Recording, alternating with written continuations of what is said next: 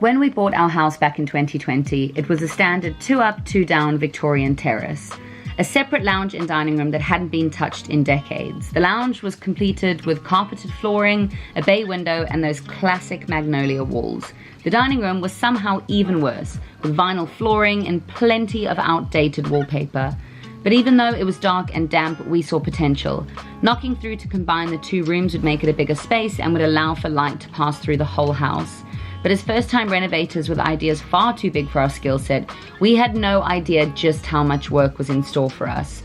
Wonky walls, rotten floorboards, and mouse infestations were just a few of the many issues we were about to encounter over the next year and a half.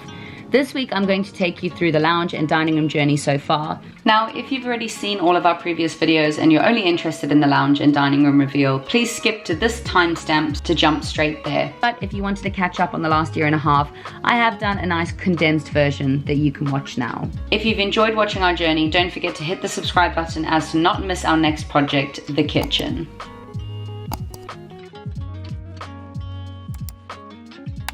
We've got this as a supporting wall, and we want to knock through it.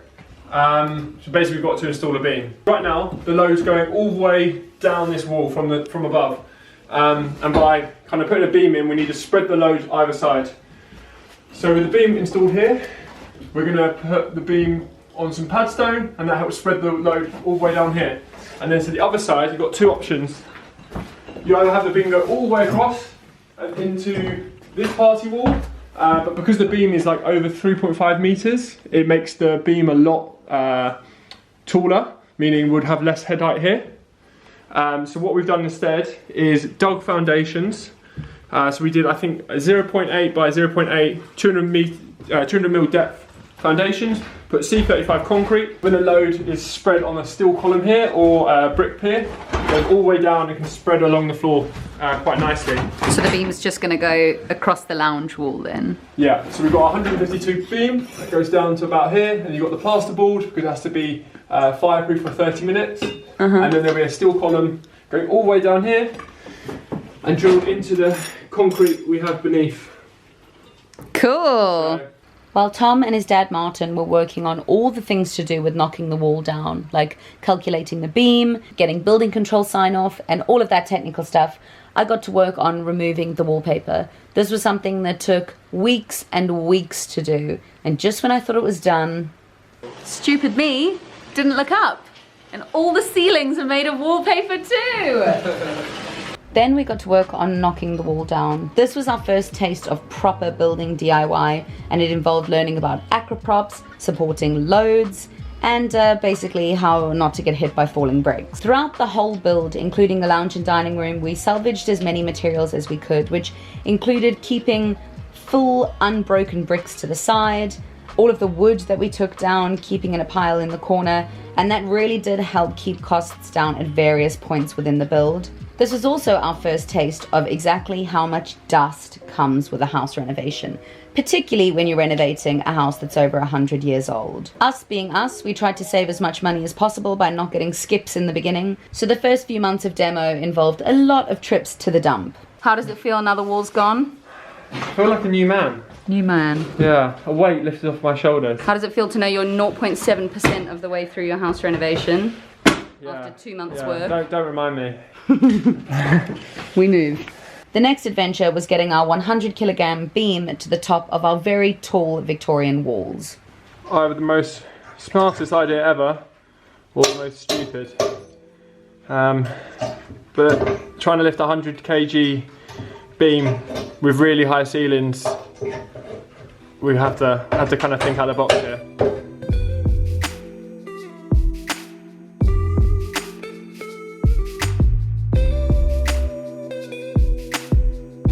After a very eventful 51 minutes, we have the beam up.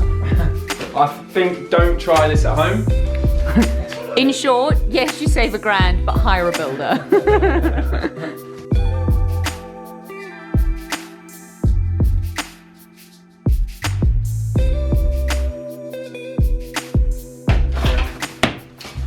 Perfect. Good job. So what are we doing, Autumn? Huh? What are we doing? We are going to build some cupboards underneath the stairs. Hopefully this is going to be a coat cupboard, this is going to be a storage cupboard. And our very handy structural engineer mate has told us that hopefully this is fine. Basically we're just going to be removing some brick until we get to the point where the timber for the stairs is running, and we're going to see if we can build a frame underneath to both support the stairs and create storage.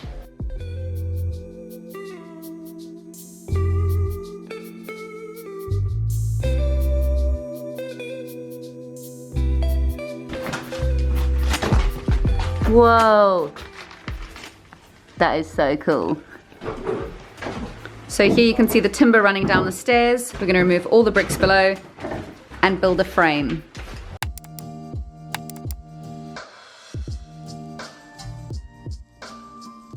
Ready for that chimney breast to come down. What you don't see is all the mess over there, but that's building stuff, needs to stay. That is ready for a nice upcycle, and it will be moved over there to the lounge chimney breast.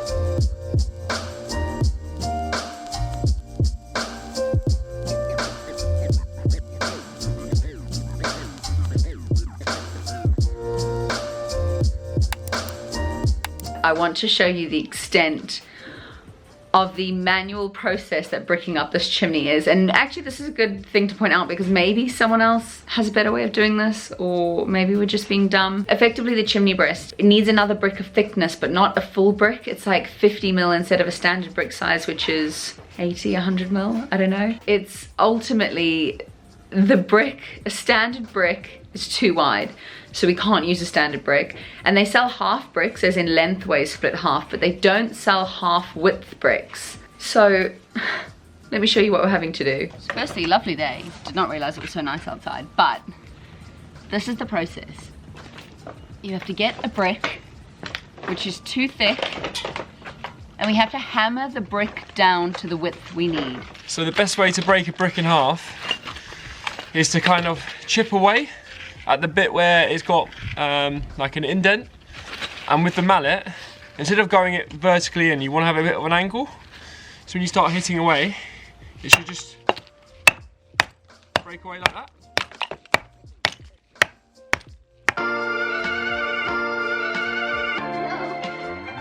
There you have it, the right size brick to brick up a chimney. Yes, so imagine 4 chimneys, and every single brick of every single chimney needs to be custom hit to size. So hopefully that's given a little bit of context as to why I'm so fuming that we have to brick up these chimney breasts, but it's what we've got to do. And so that's today's job. Let's get smashing. One way to get over the anger.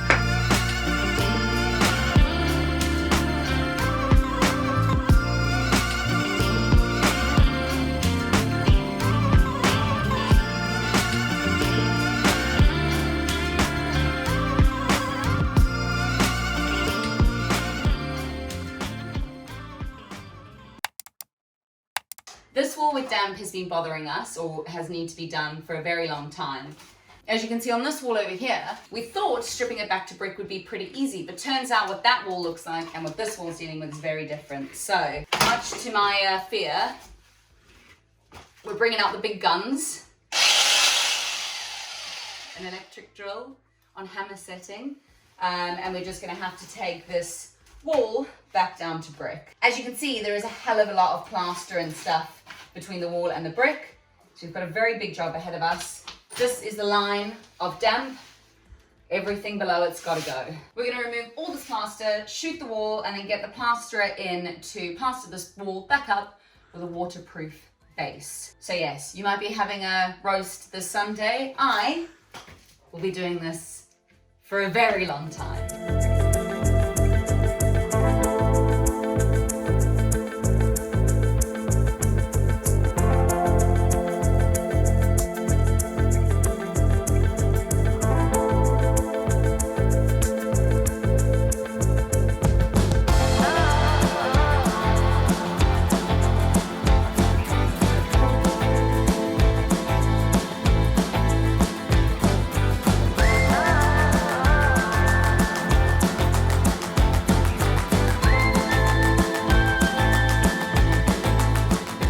say from the path of destruction, we're doing pretty well.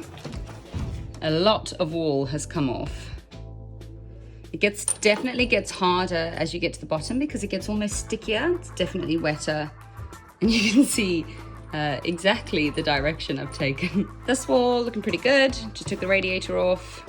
We have got, I'm assuming that's a lintel. I don't know what it is, but it's wood, which I would think makes a wall wet, but I think it's fine to have. And it's not wet, actually. And then, yes, the wall continued. Very clear strokes with that tool.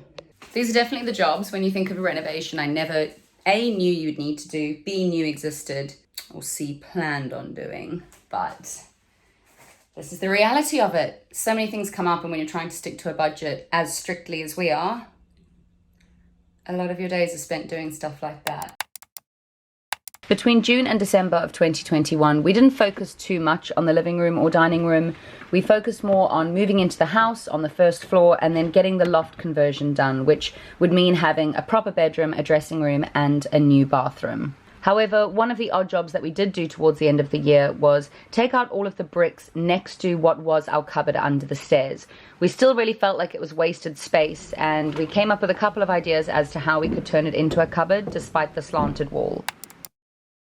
Next on the plan is to remove any of the rotted joists that we have in the dining room. We were quite fortunate in the house because a lot of the joists have been replaced in the floorboards about 5-10 years ago. So it's made our life a lot easier, but there's a few joists that weren't replaced and they've just eventually rotted. And that's probably because the damp proofing had soil on it, and just so over time the damp rose up and rotted the joist. But I'll show you what I mean. As you can see here, it's literally just broken away. So we need to remove that. And over here, it's just pretty rotten. So while the floorboards are up, that's what we're going to do today. And then hopefully get the remaining joist down to cover up the old chimney. It's been like a year now, like we've removed the chimney a year ago and it's still got a hole in there. So it'd be nice to like tick that box off and get all the dining room, living room clear to have one big floor.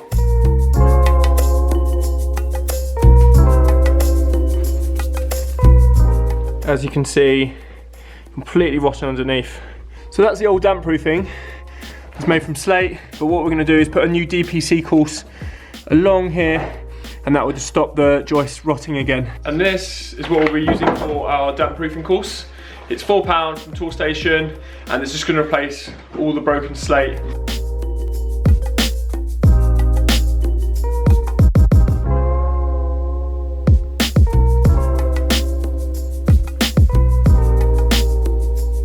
So with the old ones removed, we're going to be placing the new joist down, just some 4x2s that we got from the timber yard.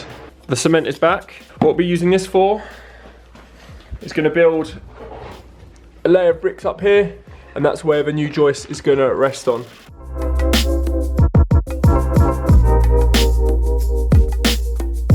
the new joists are installed.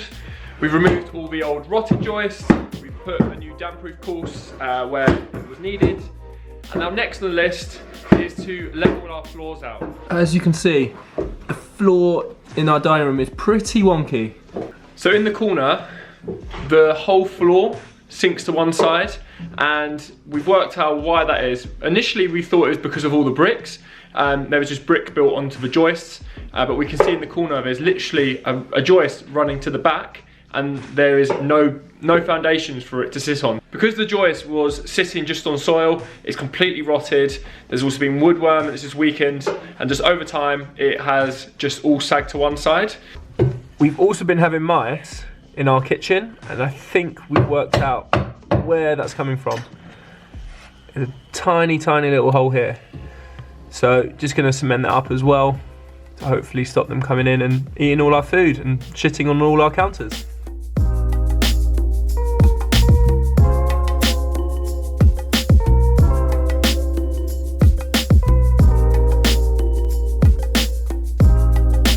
We are now non-rotting, level and insulated. So now the floorboards can go back down and we can start to make the lounge pretty.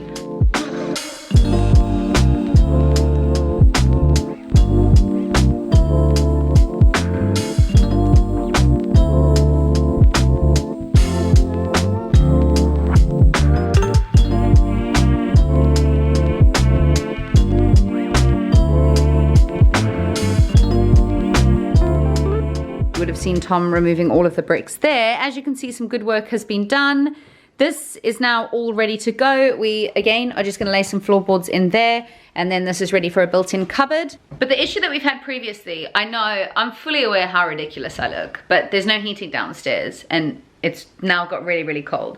No, I can't do this. The issue that we've had previously is that this wall really, really curved. It went basically from the lounge to that wall of the kitchen, and it just curved the whole way down. So we always knew we could do a cupboard under the stairs, but we never thought we could do a coat cupboard next to it because of that exact problem, basically. We thought it would look really, really weird if there was a door on a curved wall.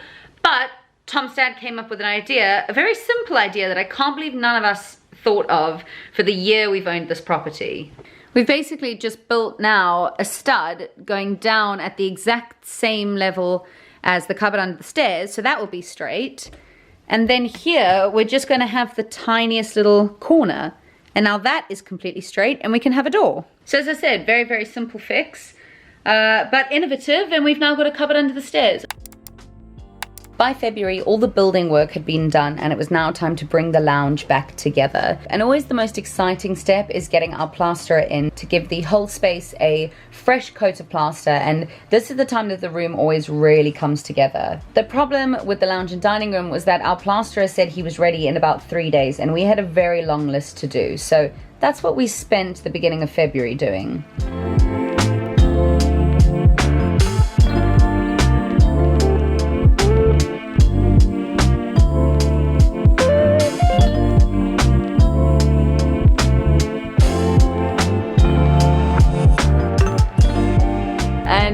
We just need to patch up this bit under the stairs. As you can see, Tom has already done one side, and although it doesn't need to be fireproof plasterboard, we only have pink stuff left. Fireproof is better for stairs anyway.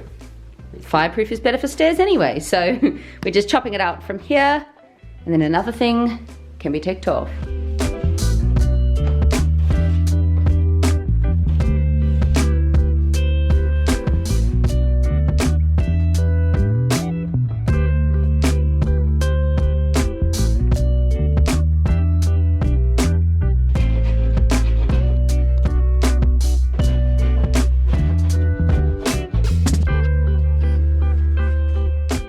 Next up on the to-do list is we are going to be shooting the wall.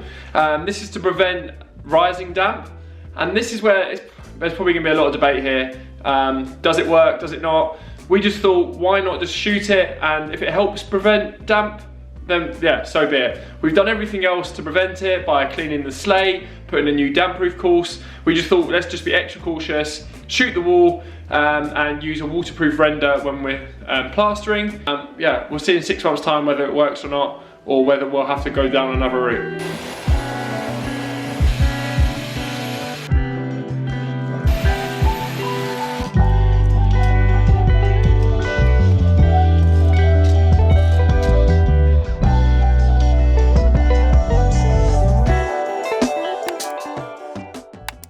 In March, the weather started to warm up, and we were really ready to have a garden once again.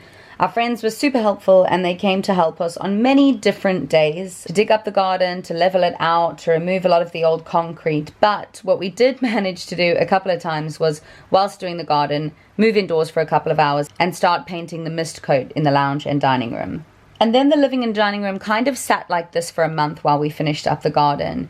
Then in May, we kicked into hyperdrive in the living and dining room. Summer was on its way, the garden was almost ready, and we were ready to entertain, have friends over for dinners, spend evenings on the couch, spend days in the garden, and so the living and dining room became our #1 priority.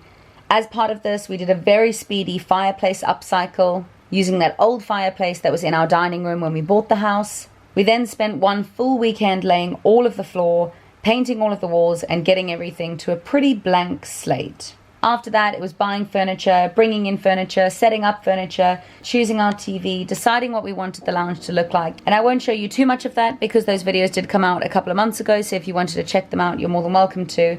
But I think it's far more exciting if we just show you the tour once it's done. So if you made it through that entire video, fair play to you. And if you've just skipped to now, also fair play to you. And I think You guys have waited long enough. I know that we have. Here is our finished living room and dining room renovation tour.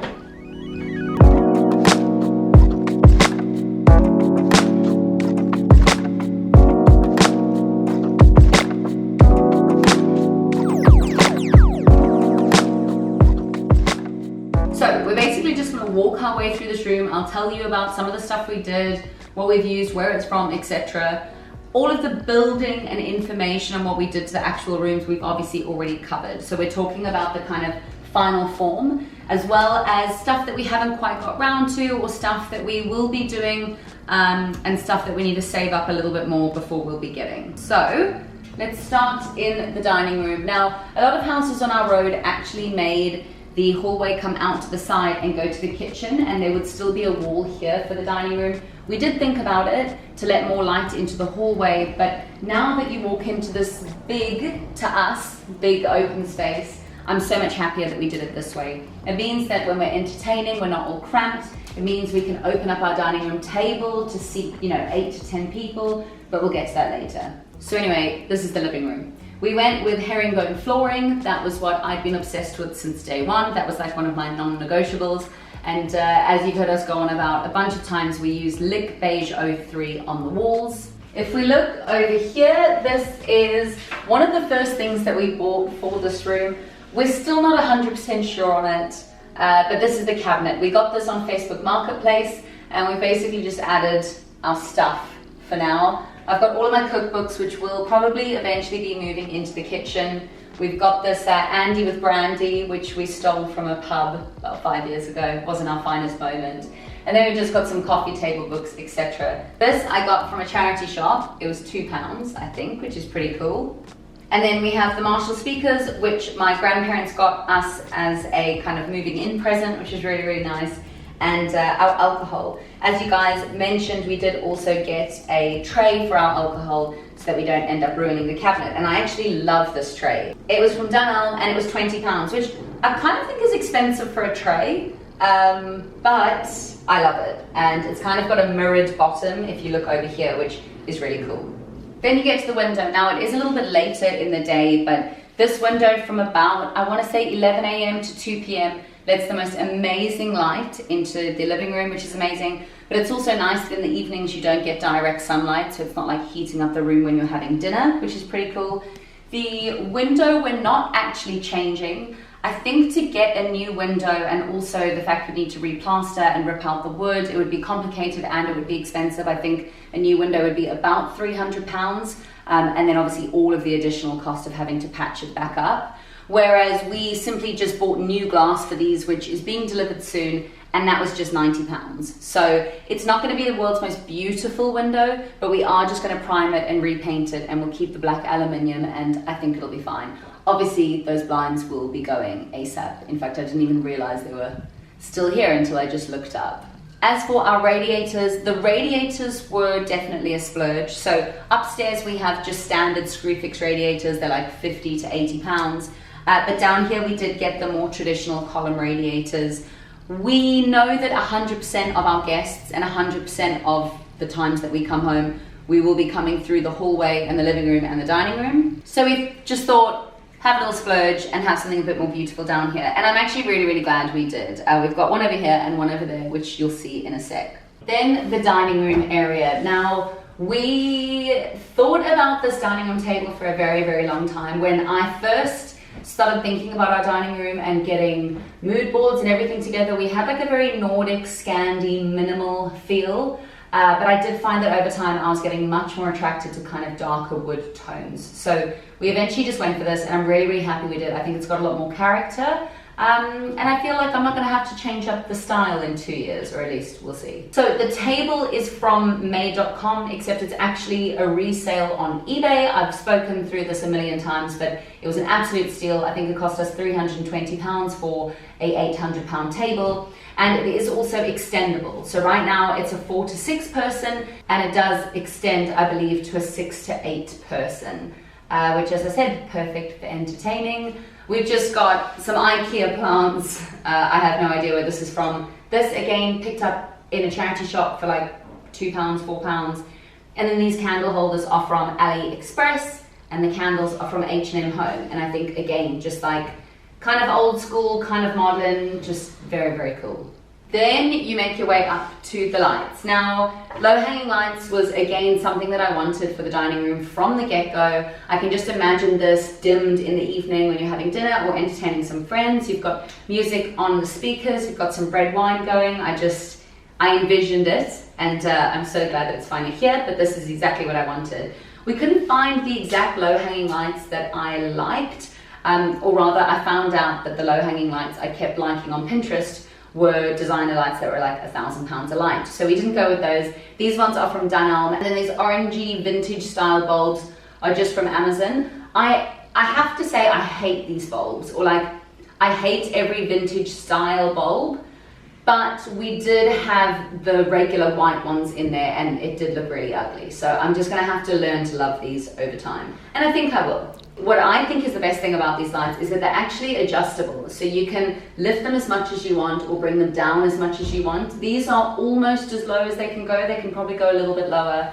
But then if we're having a party, for example, and we wanted to move the table over to the side and lift the lights up so people can kind of gather in this area, we can do that as well. So that I thought was a pretty ingenious little feature. And then, of course, we've got the gallery wall. I mean, this was in the last video, so I'm not going to spend much time talking about it, but all of the frames are from IKEA, obviously. All of the prints are from Desenio, and I actually love how it's come together. I wasn't sure about it in the beginning, but I think it's actually just quite fun, and it makes the room look a lot more interesting, which is cool. And then finally, the mirror is also just from Dunelm. I implore you to go to Dunelm if you've not. It's like my favorite house store. It's so affordable, and they do a lot of the kind of trendy or mid-century items that are really in right now. So love that. Then into the lounge. So I'm going to start off by saying the lounge is still a little bit bare. There are a few more things I want to do with it, but we've got to wait a while. So we obviously knocked down the wall in between the lounge and the dining room, which I'm so happy about because the room looks so much bigger now. But that also meant that we got rid of the door that was over here. There's now just that door that's creepily opening on its own terms. There's just that door coming into this room now. It's obviously great because you don't need two doors coming into the same room from the same hallway, but it's also great because it means we could get a much bigger sofa, which is the dream. A big sofa was definitely one of the things that we wanted so that we could, you know, quite a juice lounge hungover like this all Sunday, but it's also just nice for entertaining because you can get many more people in the room, which is nice. Then we just have a blanket. This is the blanket from Arquette that's on basically every single Instagram account ever. I know I bought into a trend and I'm okay with that. And then again, we just have another cushion from IKEA. Now what was so cool about these cushions is that they literally match the chairs on the other side. So as you can see, this cushion kind of basically matches this chair, and this cushion kind of basically matches this chair. So then back to these chairs. These are both chairs from made.com. We got two of them. Again, they're from made.com, but we got them on eBay. You know, we love a bargain. I always did just want one. And I've been looking, it was the green one that I wanted, and I've been looking for ages and ages and ages. Eventually I was just gonna buy it from Made, and then one day randomly, these got posted.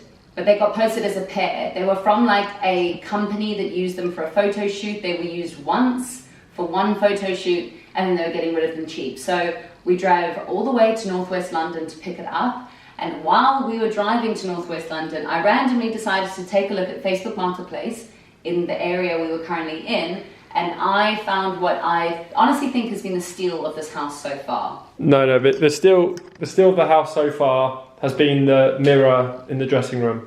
Hands down the best.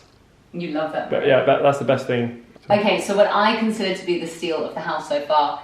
Now, I don't know what designer actually made this table. I'll say the name here when I find it online, but they are like £700 tables. And then even people who have the dupes are selling them for about £200. We managed to get this coffee table from some guy in Northwest London who had no idea how cool his coffee table was for £40, which again, steal of the house so far. I love that it's glass, so because it's quite a narrow space, it doesn't feel like it takes up that much space. And then I also love that the triangular shape kind of fits exactly how the chairs are. So you've got two facing inwards and one facing across. I feel like it really is the perfect fit for the space. It's really easy to walk around, nothing feels cramped, and it means that these chairs don't have to be like pushed all the way up against the side just to make enough space for a big table.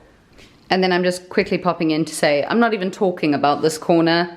We got this poof that went with the sofa, and absolutely nothing is going on here. We're trying to bring our plant back to life, and we want to get a big lamp that goes over, but we just haven't found the one quite yet. And this is, of course, the upcycled fireplace. This fireplace was in the house when we bought it. I think it's been here for a really long time. But yeah, we just gave this a paint. It definitely matches the room a little bit more. It's brought a slightly modern twist to it, which is great. And then we've just got our Samsung frame TV. Honest thoughts on this? It doesn't look like a picture on the wall. It's just the brightness or the way that like the screen works. Because there's a backlight, it's very obvious it's not a picture, and it is in fact a TV. And then also, I did know this before, but it kind of pisses me off a little bit more every time. You need like a subscription to get art. So you have to pay monthly after you've just dropped hundreds and hundreds of pounds on the TV. But I understand, like, you can't just give away art for free, I get that.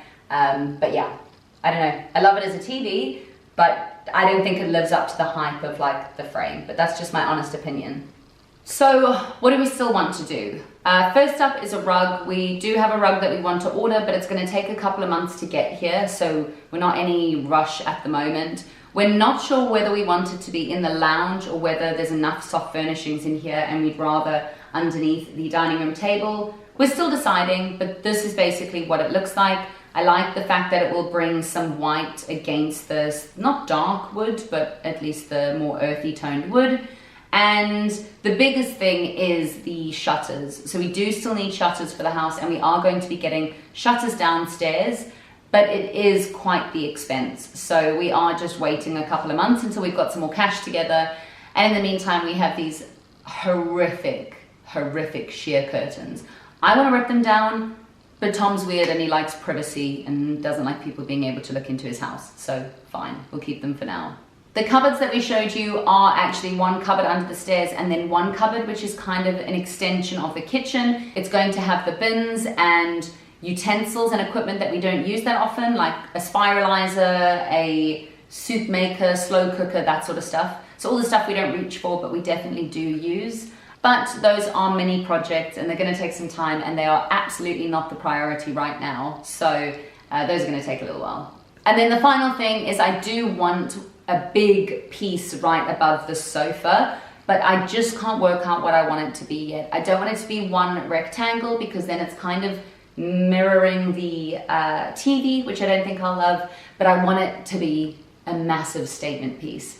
And obviously the bigger the art, the bigger the price tag, and again, rightly so. So I will be saving up for that. And hopefully we can get something really cool relatively soon. But again, it's not an essential and we're in no rush. I'd rather get the right piece when the time comes than rush into something that I'm going to dislike in a couple of months. And that's it. Other than the other little things I told you, like getting a lamp next to the sofa, we obviously want a table runner and some placemats and coasters and all of those little things.